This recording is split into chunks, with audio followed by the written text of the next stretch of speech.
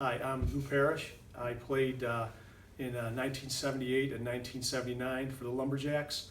I was a quarterback and a free safety, and I was inducted into the Hall of Fame in 1998. Tell me about your high school experiences at North Tonawanda. Pretty unique experience. I started in ninth grade, first year of organized football in ninth grade, playing for Dave Vona and Ron Jamula, and broke my elbow in the first quarter of the first game that I played in, and figured that was the end of my football career. And in the next year, the kid that took over for me, Bob Ciesica, broke his ankle just before JV football started.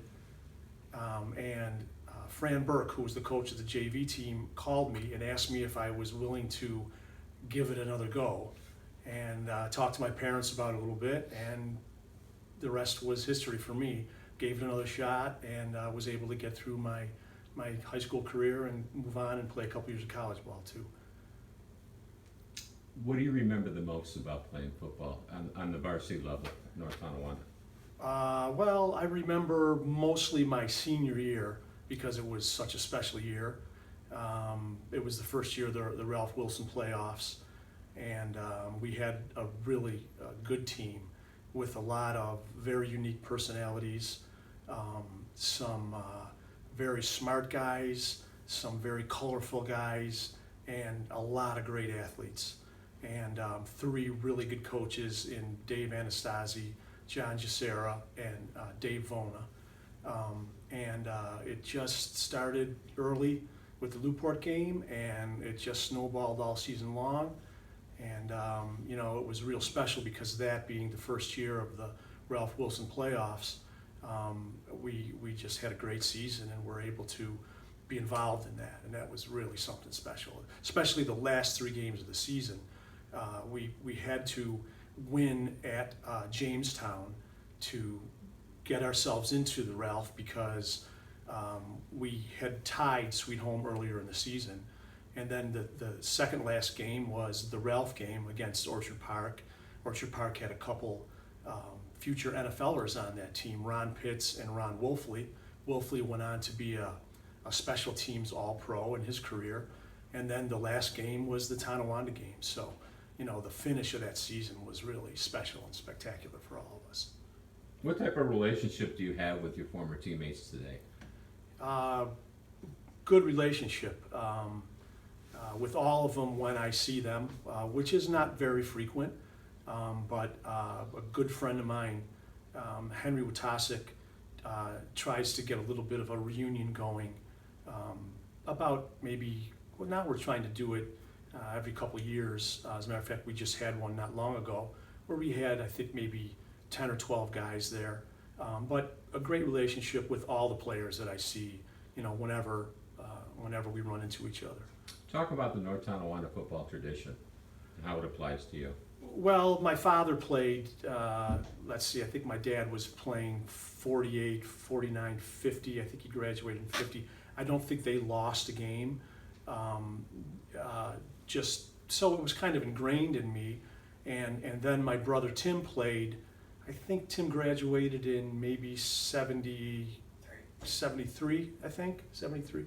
And I remember as a kid going to those games, and the excitement level was just incredible for North Tonawanda football. When you went to Vetter Stadium, you spent the week tearing up newspapers for confetti, and they had the old concrete bleachers there, and the concourse around Vetter Stadium was just packed with people, and you had the marching band, and it was something that I think every kid that was involved in sports really looked forward to those Friday nights, and that just continued on, you know, for forever, really, for anybody that's involved in NT football. I think it's a great tradition, just a great tradition. If you met somebody for the first time and you talked about high school football, what would you tell them about the North Tonawanda program? I just talk about the tradition and the passion for it, and the involvement of the old timers who are always around, loving the sport, never getting enough of it, being able to share the memories of the successes that the team has had over the years, and the memories are just great to share with young people that are involved in it today. I don't know a lot of them today. Things are a little different today, but I would venture to guess that they would love to hear stories about the past if they have that opportunity. We talked briefly on a few topics here. Any other topics that you want to bring up regarding North Tonawanda football, or the Hall of Fame, or anything regarding football in North Tonawanda? Well, I just think that the Hall of Fame is a great institution that North Tonawanda seems to be unique with. I'm not too familiar with a lot of the other communities and a lot of what they have to offer, but I know, even when I was playing, they did great things for us back then. I watched my film in this building that we are, now doing this little video in. I remember my days coming in here and with all my teammates sitting around and watching film and with the coaches and all. And I remember how much I appreciated the experience of being inducted, and especially with my dad. My dad is a Hall of Famer also. I can't remember the year he was inducted, but that was a very special time for him. And then to have him there with me and having the Hall of Fame induct me too, it's just a special thing. As far as the whole program goes, it'd be great to see North Tonawanda get back to where they were at one point, with some stature and some fear of people coming in to play the Lumberjacks. And I'm sure that can happen again. It's just a great experience. It was a great experience to be involved in it, and so glad that I decided to try it again. Frankly, it was really special.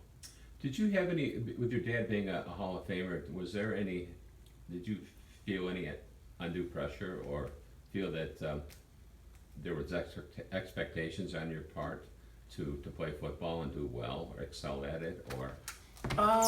No, I never got that from my dad, but I was a player of everything when I was young, so it was just something that I wanted to do. I played 3 sports in school: football, basketball, baseball. My dad really didn't want me to do a lot of little loop stuff when I was young. He felt like, go down and learn the game in the sand lot and take your shoes off. You could run faster in your bare feet and learn the game that way. And when the time comes to get into organized football, when it's ready, and if you want to do it, you'll do it. So I didn't have any of that pressure, but I was a player and I just wanted to play. Yeah. Where did you play college? I went to Ithaca. I played 2 years at Ithaca, and I played a year of baseball at Ithaca too. And then I guess I couldn't get enough football. I came home on my winter break, my sophomore year, and played a snowball game with a bunch of former NT football players and broke my wrist, and that was kind of the end of it for baseball and football for me. Anything else that you'd like to add? I'd like to tell a little story about that year that we went to the first Ralph Wilson Stadium playoffs. I had a great experience with going in for what they call the press conference. Then the captains were allowed to go in, and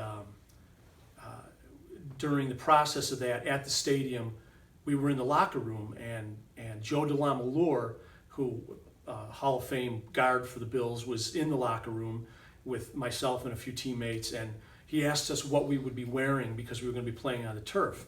And I had an old pair of Converse All-Star high tops on, and I had some beat up laces in, and I said, well, we're probably going to just wear sneakers because we play on natural turf. And he goes, well, let me go and see what I can do for you. He came back with a pair of brand new Adidas AstroTurf shoes, and he gave me these shoes, and he said, here, they're yours if you want them, if they fit you. And regardless of whether they fit me or not, they were going to be my shoes. So sure enough, they fit me. And then the Bills came back to us and supplied a whole bunch of AstroTurf shoes after that. And they did a little bit of a story on that. We had 2 newspapers back then. The Courier Express was still in existence. And they did a nice little story about Joe DeLamalure donating these these particular shoes to myself and then other players on the team. And just a few years back, I was out at a card show signing thing. Joe Ferguson and Joe DeLama were both there. So I took these shoes back, and I figured I got to see if he'll sign these shoes, because I still had them. And went up to him, and I introduced myself and told him about this. He goes, "Hey Fergie, I gave this guy a pair of shoes back in 1979, and I remember this, Fergie, and I'm going to sign these shoes for him right now."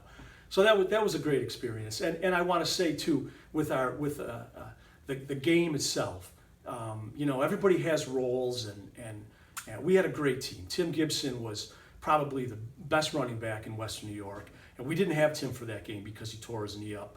But we had a great line led by Frank Jastrzewski. He was a all New York State first team center, and we had a lot of great plays and a lot of exciting moments during the season. But that season was made by one play in that game. That good friend of mine, Henry Tussing, was a receiver who didn't have a catch all season long. But Henry was a big, tall kid with big, strong hands, and I got picked off late in the game. And during that play, Henry was way ahead of his time. He came up behind the guy that intercepted the pass and punched the ball out from behind, which is what you see in the NFL all the time today, right into our guard, Steve Ruson's gut. And we got the ball back right then and there. And that pretty much saved our season, because there was about 4 minutes left in the game. We went down and scored. And Bob Ciesica, who I had taken the place of my sophomore year on JV because he broke his ankle, made an incredible 4-yard catch to keep that drive going. So it's just really interesting, all those things that happen, those little moments that just make a season of high school football, and those were some of those, and they're just great memories, and we just had a great team with great coaches, and something I'll just never forget.